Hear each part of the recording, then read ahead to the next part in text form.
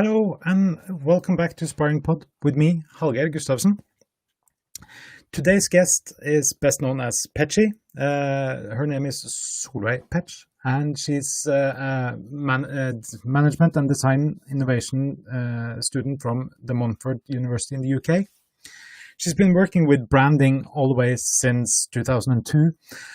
And after being an in-house designer in agencies and stuff like that, she went solo in 2016. And just a couple of days from now, she's launching her own podcast. So I'm very much looking forward to talking to her. Solvei Petch, welcome. Thank you so much. Thanks for having me. It's so nice. I actually did some digging, and I found out that we've been connected on LinkedIn since 2014. So we've been friends for so long.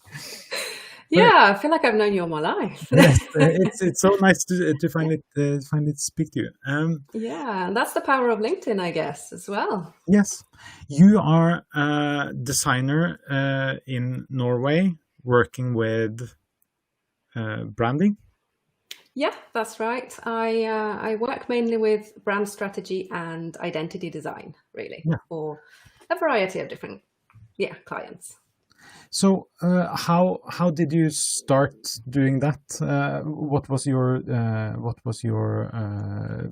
background before that? How far back do you want to go?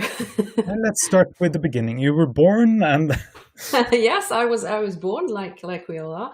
Yeah, I grew up on a small island, Smøla, in Norway, and I always, I think, right from a very young age, knew that I wanted to work with something creative when I grew up. And so when I went to college, I went and did art and design. And then when it was time to go to university, I started looking into maybe doing a graphic design degree.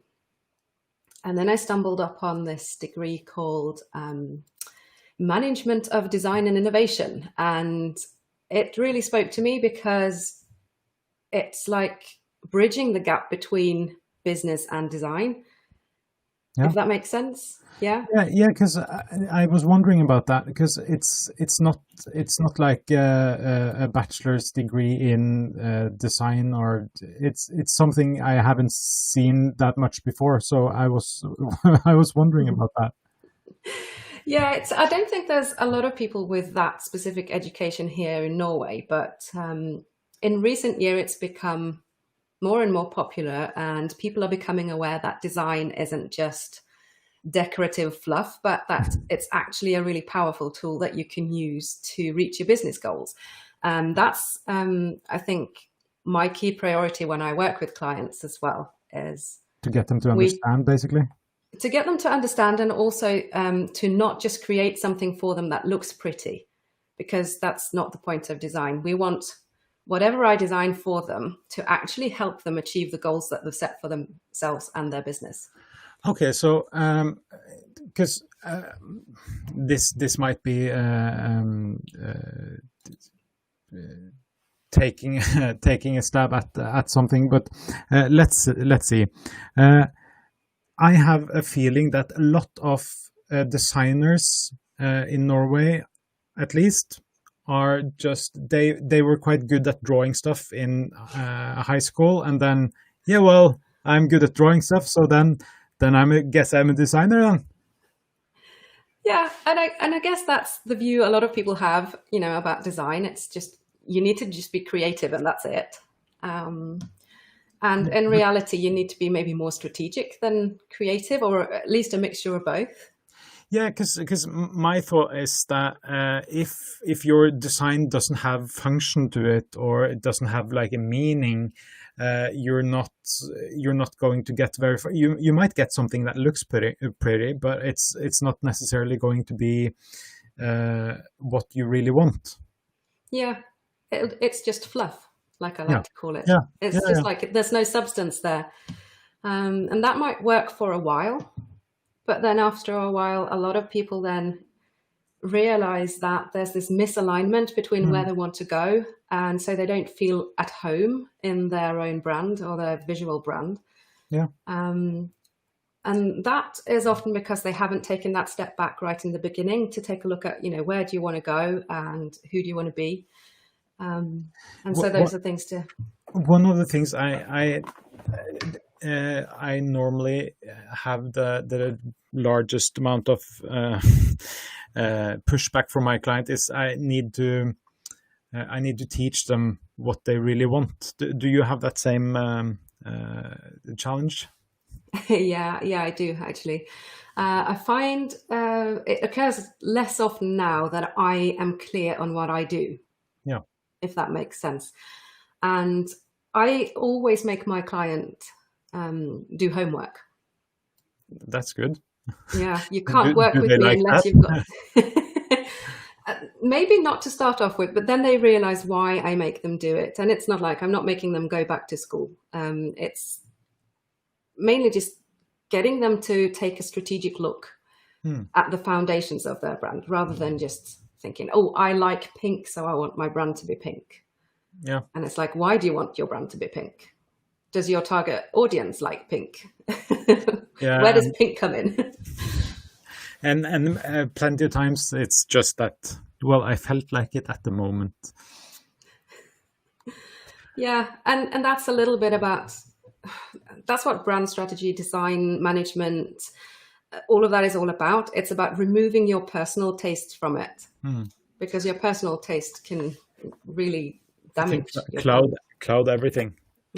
But that means you are really into the usability of the design and the what do you really want to accomplish with the design. Definitely. Yeah. And I can also see on I've been on your website, PETCHY.co. Let's see if I can. I'm trying to be fancy now, and it's not working. I was planning to do like this. Yes, now I got it. Yeah. Why did you go with .co, by the way? I started off with .no because I started off with a predominantly Norwegian audience. Yeah. And it's only really about 2 years ago that I realized that, you know what, I want to actually reach out a little bit wider and go international, because I'm half British as well. So it felt natural to reach out to Europe and beyond, really. Because why wouldn't you? Exactly. And it's not that I don't enjoy working with local and national clients, but there's something about just widening your scope a little bit there. Yeah. And when I wanted to buy PETCHY.com, it's owned by this domain shark. So they wanted what did they say? I think it was like a 2-digit amount in dollars. But so something, a 5-digit amount in dollars. 2 digits wouldn't be that bad. No, that would be, I would buy it straight away. But I was like, no, I'm just like a one-person company. I can't afford a 5-digit amount in dollars to buy my domain. So a lot of the other international businesses as well use .co. It's becoming quite a common domain now, I think. So I went with that. I don't mind it. I saw the design thing you did with from .no to .co, and I thought that was quite clever. I still have the .no domain, so all of my Norwegian clients can still find me where they used to. So. Yeah. So okay, you get in touch with the client. You make a deal with the client. What I want a new brand identity. What is your first step, even before you give me homework? Well, most of my clients, I'm lucky enough that most of my clients come to me as referrals from other people, which is really nice, because then they are already familiar with me and what I do to some extent. And so it doesn't really come as a surprise to them that they're going to get homework. Yeah. But the first thing really that we do is that I set them up with all the formalities. Obviously, you have your contract, your project agreement. I set them up with a client portal, so they're all set, and then we schedule a date for a really thorough initial meeting so I can get to know them. Yeah. because that's I think is the cornerstone of everything that I do, is that I take the time to really get to know each client so I can create something that is really tailored to them. Yeah. Does that make sense? Yes, it does. It would be bad if you made something that was not tailored to your clients, I would say. Yeah. So even though the general overall process, it follows a certain number of steps. I've got a 5-step framework that every identity design project really sort of follows. Mm-hmm. But that doesn't mean that there isn't room for individual considerations there. Yeah. So I always look at each client as an individual, and then we tailor the process to kind of fit in with them and their personality as well. Cool. How many clients would what's the divide, like Norwegian and international clients? Right now, it's mainly still Norwegian clients. I've got a couple of international clients right now that I'm working with. So I'm only really just starting to get into the international market. Cool. And also, you're launching a podcast yourself in 7 days. Yeah, 7 days and a bit. Thursday of next week. Yeah. Yeah. How did you think to start a podcast? Aren't there enough of us? Well, it's part of the whole plan of world domination. Yeah, good. Yeah. That's my plan also. Yeah. Okay, we can do it together then. That'd be brilliant. Yeah. No, joking aside, it is a part of my plan to reach a wider international audience, and to also establish myself a little bit more as an expert within the field that I'm in. Mm-hmm. And then you've got the fact that I did try to start a YouTube channel, and I hated it so much I stopped after 2 videos. Why did you like it? No, there were just too many hurdles for me there, because I'm not particularly fond of seeing myself on video. And then you've got the lighting has to be decent-ish. You've got your video editing and your sound editing, I guess. Yeah. And podcast, it just seems more like me and something that I can actually fit into my weekly routine and keep up with, rather than stopping after 2 episodes. Yeah. Okay. Yeah. I can see that. I tried. You make one piece of content and then you just get it out all over the different platforms. But yes, it's always possible to just narrow the scope a bit, and maybe even deliver a bit better on that. But you've made some episodes already, and you're launching on Thursday next week. Yeah. How do you think it's been? Is it nice? Do you like it? I like it, but it's very tiring because it's something new. So it takes a lot of mental capacity, I find, and that's probably going to get easier. I know that from doing other stuff I've not done before. Yeah. But it's been okay, and I think it's nice to be able to just pre-schedule a few episodes, and that way you're ahead of the game. And so if I miss a week of recording, I know that there is a little bit of leeway there for me to always have something to put out to the listeners. Cool. Is there anything you don't like with like being a solopreneur? Because you've been doing this for 4 years now. Yeah. Is it anything you don't like with it? Is it what parts do you like the best? There isn't really anything I don't like. I think I've found my place now. I really enjoy just being my own boss, and knowing that if I need community, if I need someone to bounce ideas off with, I always have my network that I can reach out to when I need to. And I think me being a real introvert, it's the perfect way to do business, is to just do things on my own. Yeah, because you live in quite. I didn't know where it was, to be honest. Frei. Frei, yeah, it's not the metropole of Norway. to put it that No, way. really? I, I didn't realize. I thought I was right in the middle of things. No, it's just outside Kristiansund. Yeah, So so a you've small basically town. been social distancing for many years already. Yeah, social distancing is not a problem. Very good. We do have neighbors, and it's not out in the middle of nowhere like where I No, grew up. But no, but how has the situation with COVID treated you?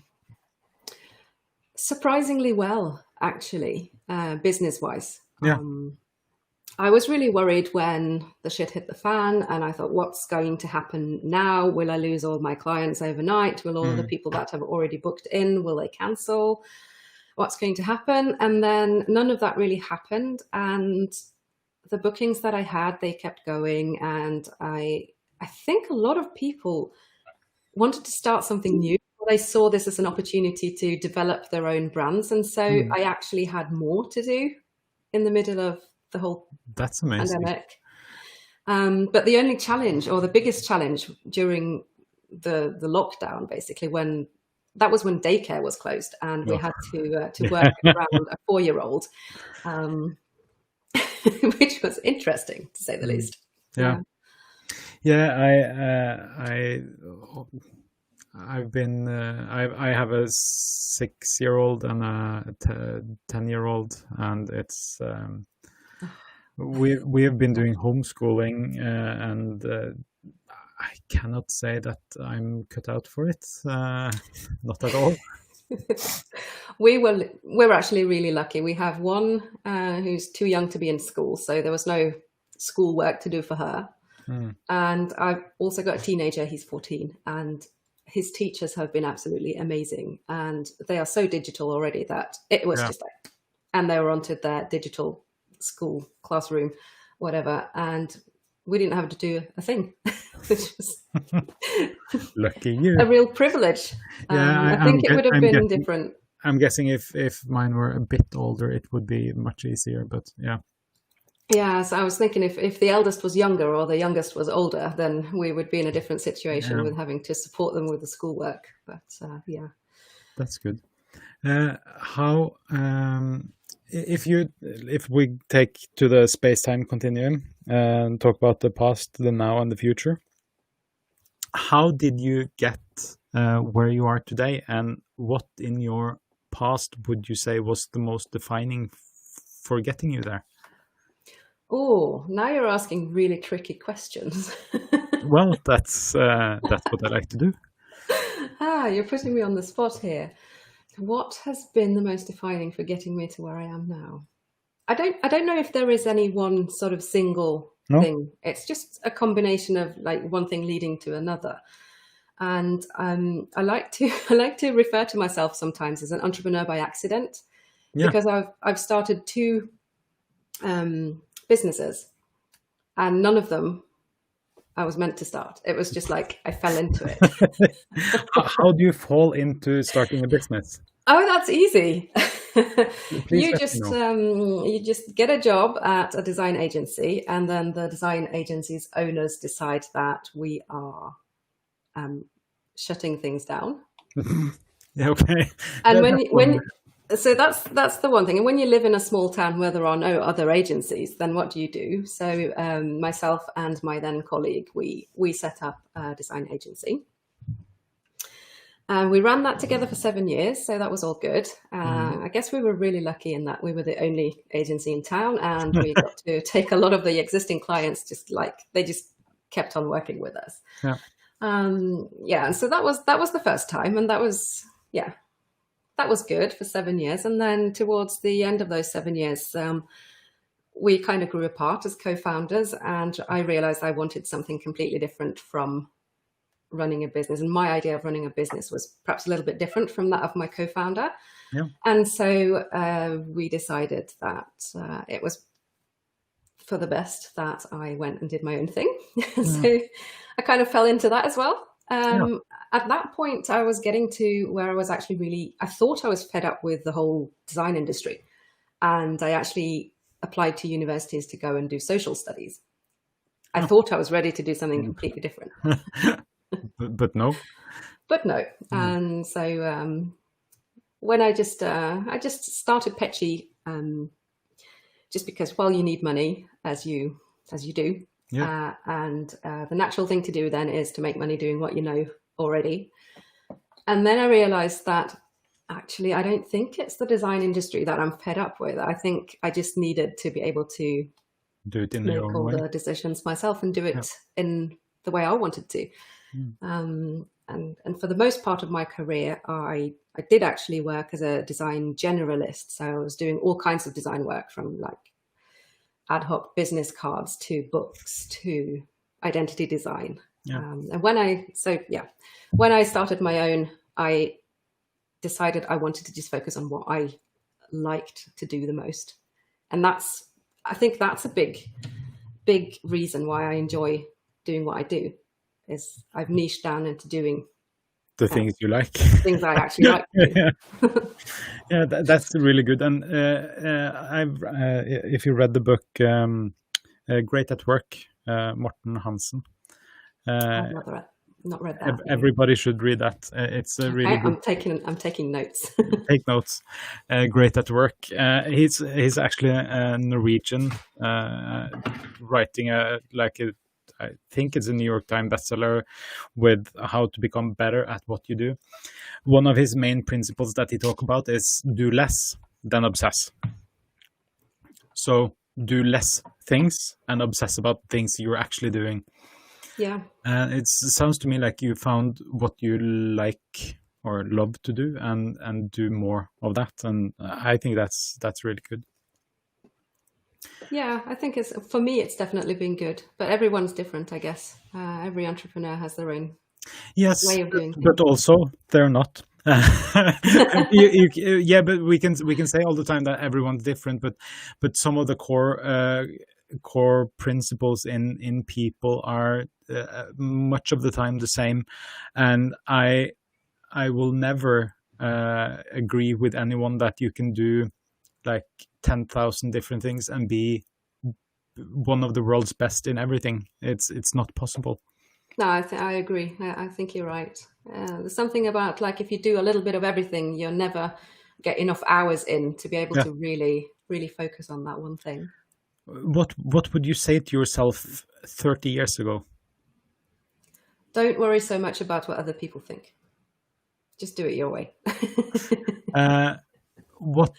If you look at yourself today, what would 12-year-old Petchy be most impressed with? Oh, I don't know, to be honest. What would she be most impressed with? I think the fact that I am actually putting myself out there and not hiding in a bedroom with my sketch pad, and yeah. Because have you always been introverted? Yes, I think I have. I don't think I had a label to put on it. No. Until fairly recently. And I guess I always kind of knew that I was an introvert, but the world seems so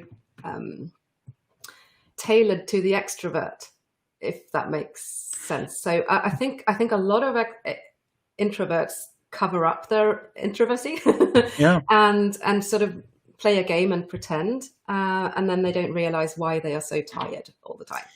Yeah, because I think we, speaking on behalf of all extroverts, I think we get things more easily because of how we are, not necessarily what we are, but how. Yeah. And it's both a bit unfair, but it's also I'm an extroverted introvert, if that makes any sense. Yeah, but I think I can feel at home in that label a little bit as well, because it's not really about being shy. That's another thing. Yeah. But being introvert versus being extrovert, it's all about where you get your energy from, isn't it? So if you're extrovert, you get your energy from interacting with other people and being out and about and being social. And if you are an introvert, you get your energy from just alone time. And yeah. And so there's Yes, I don't think anyone in my social circle or job circle ever would accept that I do get all my energy, or most of my energy at least, from being alone. I don't like people that much, but It's funny that you're doing this series of talks with people. yes, I'm very interested in people, and I'm interested in people as individuals, because individuals can be quite both interesting and intelligent and stimulating to talk to, but people, like plural, they're most likely dumb and not interesting, and I don't like them. So that's kind of my take on it, and I really enjoy just being by myself, doing my own things, not thinking about anything else. I think that's why I like waking up at like 5 in the morning, having a run, and then just work alone. You are some kind of superhuman then, because like at 5 o'clock in the morning, there is no way anybody could get me out of my bed, and definitely not to go for a run. That's for sure. No, actually, I've started doing that right before summer, actually. And now my youngest daughter, she doesn't want to go on the long run with me, but today I was up at like 5:45, had a run for 40 minutes. And then when I came home, I woke her up and she went for a 15-20 minutes run with me. So, That's awesome. yeah, that's a really good way to start the day. Yeah. But I don't think I could have done that just a couple of years ago. I don't think I had the capacity to be alone with my thoughts for that long. So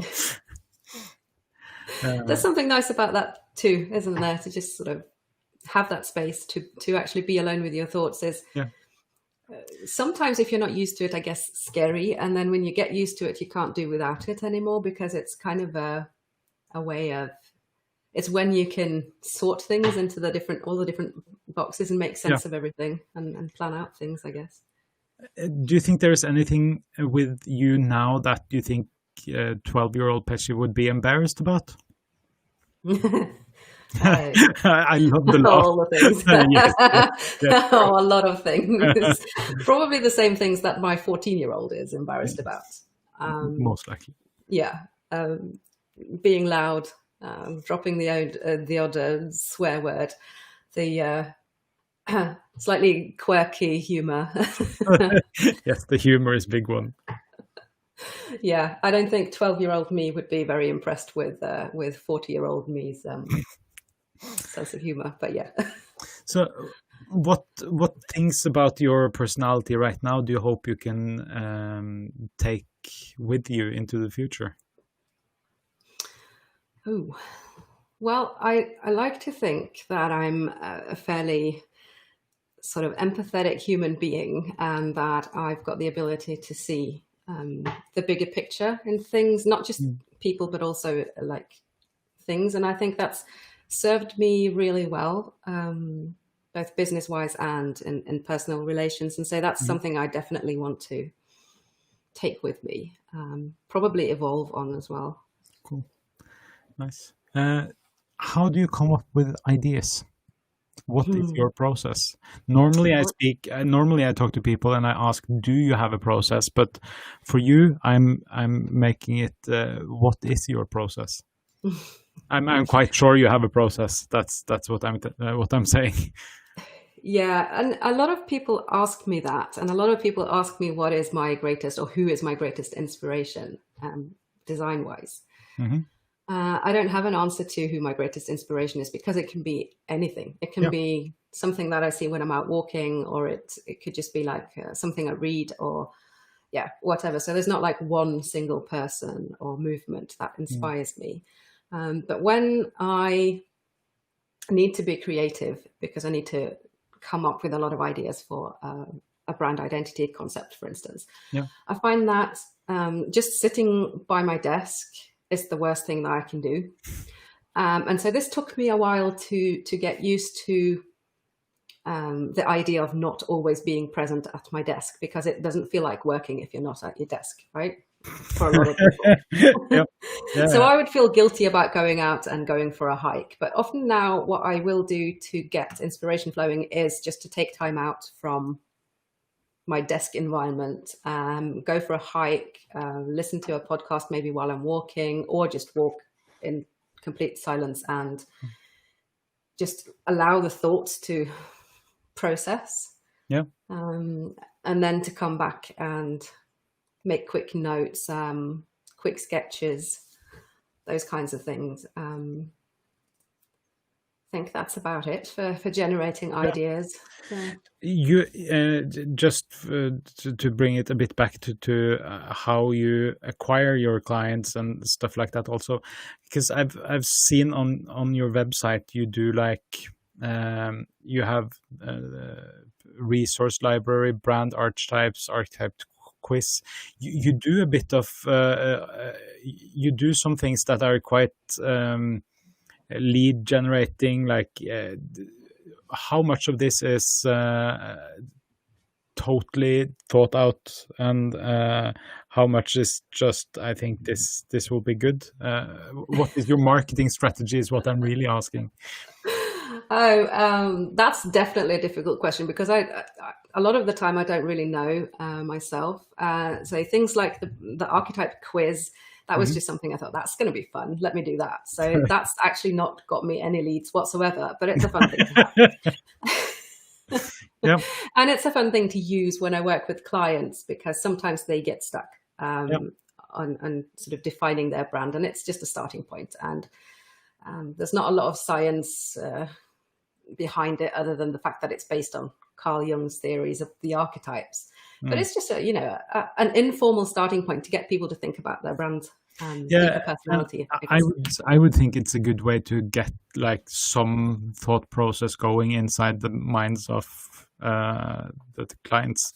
Yeah, and for clients that aren't used to thinking in a strategic way about their brand, it's a lot less intimidating and a lot less scary than to give them a big workbook and say, here, go away and work on your vision and your goals. But the other things, is any of the, you had some books also, didn't you? One quite big book that you can buy, the Branded Workbook. Yeah, the Branded Workbook is basically the first 4 steps of my process that I take my clients through, but available as an like an interactive PDF for people to buy and work through on their own. Yeah, okay. So that will basically take you right through from like creating the brand foundations and right up to the point where you start thinking about your visual brand. So if you're going to hire a designer, and if you've done that workbook first, that designer is going to love you. Yeah, because you would have done all of the really difficult thought work. Yeah, because I made how to write a website specification, because a lot of the time when people they call me and they or contact us and say, yeah, how much is a website? Like, how long is a piece of string, right?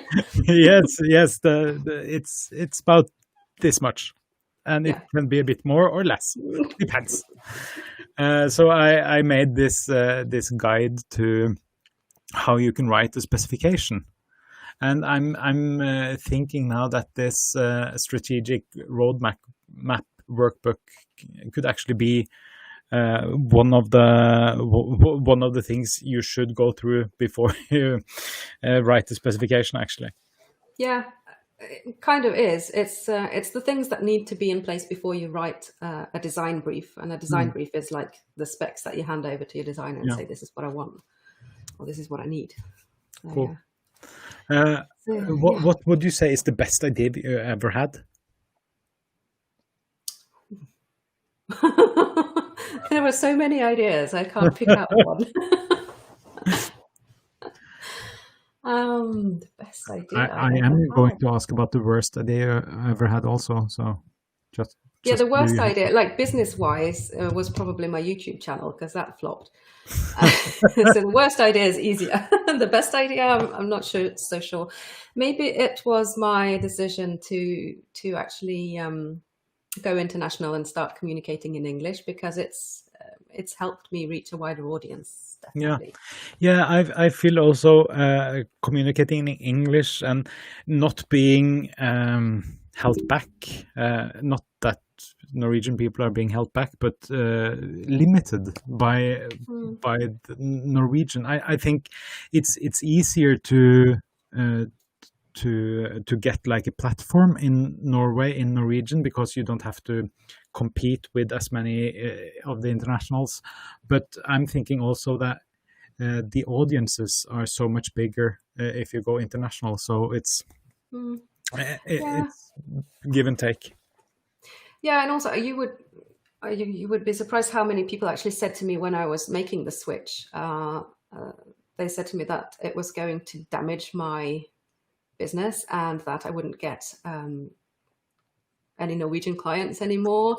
And I'm like, well, most Norwegian people do speak English fairly well, and it's not like I'm not going to respond to emails in English, or I'm going to respond in Norwegian if they write to me in Norwegian. So Yeah. for me, it was kind of a no-brainer.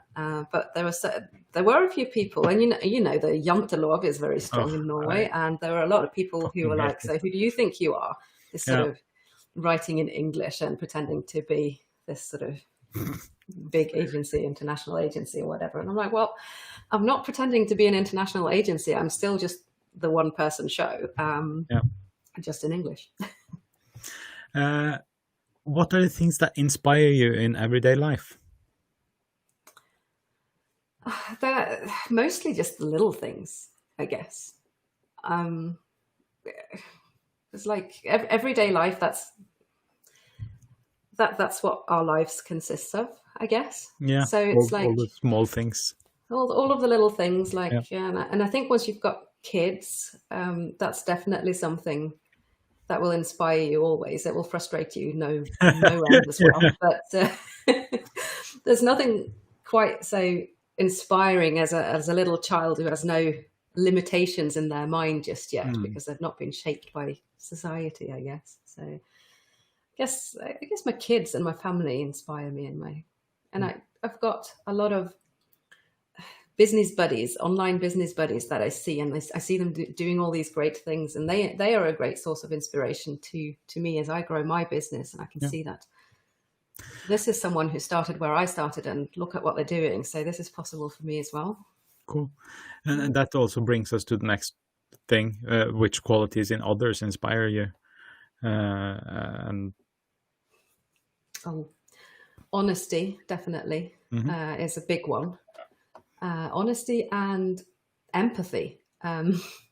You got to just be a good person, right? That's the main you thing. don't have to, but it helps. It helps. Yeah. If you're not a good person, I probably won't like you. So not that you probably care. But No, but I see myself as a neutral person. I love giving people like chances or giving people an opportunity, a leg up, a handout if I can spare it. But if I'm a good person, I don't know if I'm a good. Are you a good person? I like to think I'm a good person. I certainly have some bad sides as well, but like when I'm not here anymore, I hope that people will remember me as someone who was fair and honest and transparent and showed up genuinely rather than just. A couple of years ago, it's bad that I'm laughing, but a really good friend of mine killed himself. And we had the funeral, and we were being so dark because it was a really dark time. But all of us just hung on to the humor and stuff that he always showed and stuff like that. And we were having these existential questions of how will he be remembered? How will other remember us? And Mm. my wife asked me, how would you like to be remembered? And That without, is such a difficult question, right? no, but that was the worst thing, because because no thinking, nothing. I would like to be remembered as a good king and a big conqueror. I love it. So well, that's me. So now you're doing your best to live up and then create that legacy. Yes, yes. That's basically what we're doing right now. Yeah. What would you say is your most marked characteristics? My most marked characteristics. Yeah. My insanely inappropriate sense of humor. I love it. That's the thing I really enjoy in people. Yeah, I think it's the kind of sense of humor that you can't just expose it to the world, because you've got to know you've got to know your audience, right? Yeah, you have to like what is your what is the joke or funny thing that you say in a room just to suss out which people you can actually be yourself around? Do you have like one joke that you can say and then you know if you will like them or not? No, not really. I probably shouldn't say it here, definitely, if I did have one. Yeah, okay, yeah. Yeah, no, it's more about, like, me and my other half, we can make jokes about pretty much anything. It can be really dark. It can be really not politically correct at all. But we know that we are only joking and there's nothing bad in it. But I wouldn't say them out loud because, you need to know your audience, like I said. Yeah. What quality do you like the most in a person?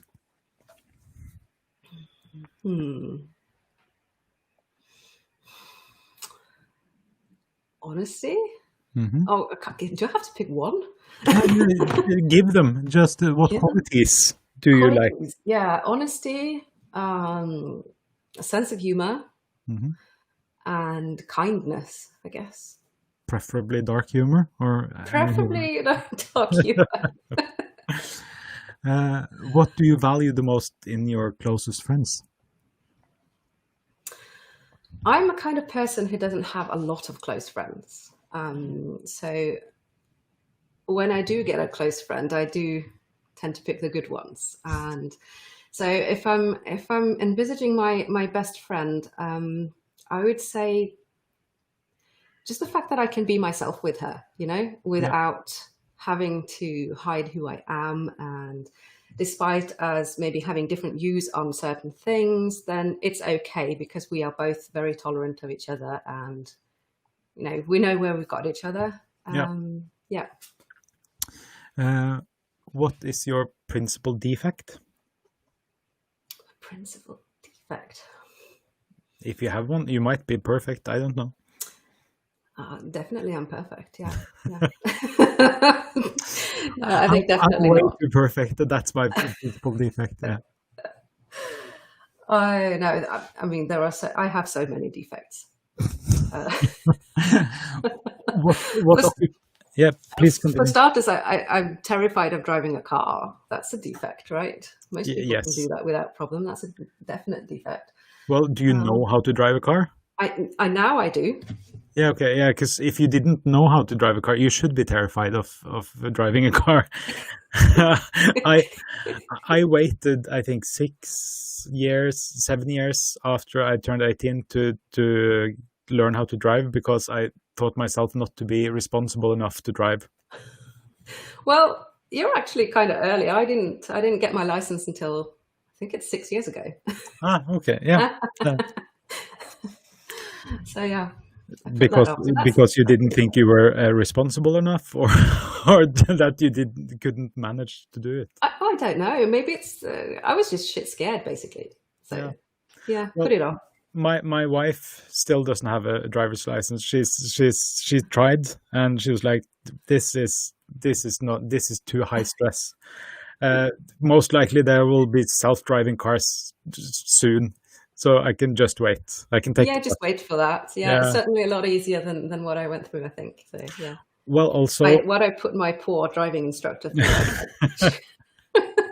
She must, she must have been in the right state afterwards. Well, my wife, she works in like the health sector, and she has like a 1 hour bus drive to and from work every day. And now in Stavanger, we're having bus strikes that starts on Monday. That's going to be a lovely little challenge, isn't it?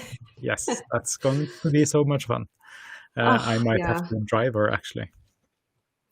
Yeah, I did rely on my my dear other half for quite a while to be my private chauffeur, but we live it's quite nice. Not quite in the sticks, but it's nice to not have to pester him to drive me everywhere. So. Yeah.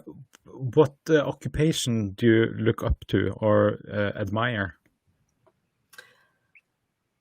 I think a lot of the people who are doing the kinds of jobs that I really can't see myself doing. I don't know how they do it. Like people in the health sector, for instance, and the way they have to deal with, death, just the trivialities of life, everything that life has to offer up. And that can't be easy, is what I'm thinking. I totally agree. What would you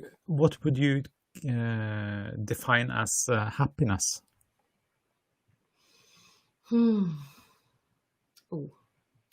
I think what is the definition of happiness anyways? Like, you can be happy for like a fleeting moment, or you can be happy like on a general basis. But I think it's just when you generally have a good life and you have what you need and you've got good people around you, that's what makes me happy. And then there are those little perks that make you extra happy at times. Like yesterday, we had a new fireplace installed, and we've waited 7 years to have it installed, and that was like a big chunk of everyday happiness just there. Like me and the wife had like oven, basically a fireplace with glass in front. I don't know what it's. Yeah, it's kind of the same as we like a wood burning stove. Yeah. And we felt so adult. We were adulting all over the place. I was so adulting yesterday. Yes. I was so adulting. I'm just going to hop off the screen in a minute. I'm going to show you what I was like all day yesterday. Yeah. This is me yesterday. Nice. Matches your shirt. Yeah, it does actually. Yeah, no, there was a whole load of concrete noising things going on. So worth it. So yeah, a little bit of everyday happiness, but I had to suffer for it. What to your mind would be the greatest misfortune?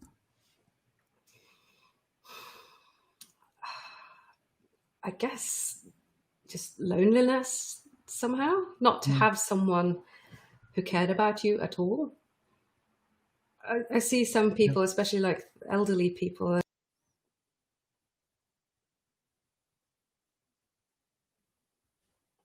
I think we've lost you for a moment. Let's see if we can get you back. Network connection lost. Well, let's hope Petchy will get back in a jiffy. I think it's really nice to have other people. I think all my guests are amazing, of course, but to have somewhere where I can talk about the things I work with on a daily. Am I back? Yes, you're back. Very good. I was hoping you would get back. I don't know what happened there. It was random. Yeah. Misfortune, being alone. You see old people. Being alone. Yeah. Let's try and find where we left off. Yeah, I think like when I see examples of elderly people alone in care homes and their kids live far away and can't come and see them, and then you've got the nurses and the carers who are so worked off their feet that they haven't got time to sit down for 5 minutes to actually talk to this human being that they're there to care for. I think I really hope I don't end up like that. So, same, absolutely. How would you like to be remembered? Not as a great king and a great conqueror. Yeah, I'm not about to go all sort of Donald Trump on anyone here. No. As someone who cared about other people and about the things around me, and who put genuine care into what I do, I guess. Someone who wasn't just willy-nilly and fluff. Haphazardly. Yeah. More than fluff. More than fluff. That's a good definition. Yeah. In what country would you like to live? That's easy. I still want to carry on living where I live. Thank you very much. Yeah. I'm very happy about living in Norway. Yeah, same here. And especially with the COVID-19 situation, I've realized how privileged we are here. Yep. What is your favorite color? Or do you have one? I think like a dusty mint. Dusty mint. Dusty mint. Favorite writer? I don't think I have one. No? You're going to ask me about favorite artists and stuff next, right? And musicians and stuff. That's correct. Yeah. Do you have any of those? Not really. If you ask me about like favorite musicians and stuff, I am probably the least musically inclined person ever, and so I don't listen to a lot of music, which a lot of people find really weird. I know. So yeah, I don't really have any. Yeah, I don't have that much time for music anymore. I listen to too many podcasts. Yeah. Someone I live with tells me I listen to too many. I think there's so many there's so much input in life at the minute. I think it comes with having kids, I think, as well, that I don't want to fill my precious moments of silence with music. Does that make sense at all? I understand it. I listen to music when I run. Yeah, that's the one time I could probably listen to music, just to get the energy up. Because I don't allow myself to listen to podcasts when I run, because then I don't think I would run as fast. Because you would stop and think about things. Yeah. But when I run, I listen to music. When I do anything else, I listen to podcasts or audiobooks or anything like that. Yeah. I see. I can't do audiobooks either. I can do podcasts, but audiobooks, I much prefer to actually read a real book. Yeah. Do you have a favorite writer then? I don't. No. I've read a lot. What was the last nice book you read? What was the last book I read? Can't even remember. It's been that long. Yeah. Do you have a favorite fictional hero? See, all of these questions are questions that most people are able to just answer like that. And I'm like, no, clueless. No fictional heroes here. Yeah. I do have some real life heroes though. Yeah, let's hear them. More interested in the real life heroes. Yeah. Let's hear them, you said. I think. Yeah. Okay, I'll list my top one. I think that's my mum. My mum is my hero. She helped me through a lot when I was younger. And I don't think I would be the same person I am today without her support when I was younger and going through some hard stuff, basically. So she's my number one hero. Thanks, Mum. What do you dislike the most in life? In life? Stupid people. I'm allergic to stupid. Do you also get rashes and violent outbursts when you're around them? Oh, yeah, definitely. Yeah. So, yeah, that happens a lot then. Yeah. What historical figure do you most despise? Oh, but there are so many awful historical figures. Yes. I think Hitler would come quite high up on the list. I think he's not a good one. I think I should have an addendum to this question, which is accept Hitler. Except Hitler, yeah. Yeah, because everybody could Hitler a discussion. He's like the default answer, though, isn't he? He's Yeah. like the picture of evil, right? But do you have Got some anyone interesting ones today as well, though, haven't you? Like, Yeah, some they pretty are cool also dictators out there. yeah. They're also I listened to this one podcast called Behind the Bastards, where you get Yeah. like the background story of Hitler's poetry or artistic career, or that who was it? Osama bin Laden tried to write a lot of like action movie scripts and stuff like that. And I really recommend Behind the Bastards podcast. It's really good. Behind the Bastards, right? Okay, so now I've got one book recommendation and one podcast recommendation. This is great. For book recommendations, you should also, I can send you, I don't remember, let me see. There is the one book I have read that has actually given me the most, like in my life, is called A Guide to the Good Life. A Guide to the Good Life. That sounds good. William B. Irwin. I've listened to it on audiobook, and it's a book about the ancient art of Stoicism. It's actually a philosophy book. I didn't know I was interested in philosophy, but a friend of mine really he imposed on me to actually read this book. And the last 2 months I've read it 4 times. Just because it's so good. Don't know if you don't know the Stoic philosophy principles. It's more being content with what you have, or trying to get yourself to wish for the things you already have, instead of going out and wishing for things that you don't have. Or in a competition, you don't go into a competition wanting to win, but wanting to do your best. It's a really good way of realigning the way you think to bring you more happiness in life, or as they say, tranquility. Yeah, I thought that sounds like a good tip. Definitely putting that on my list as well. Yeah. It's amazing. How would you like to die? to jump to something totally different. Fast?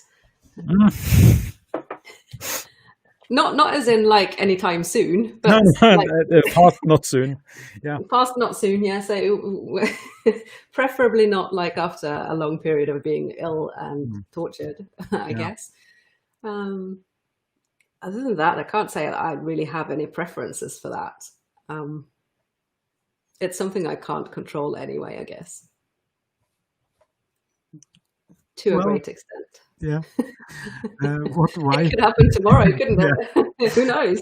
What vice do you have that you most like to give into? My vice? I don't know.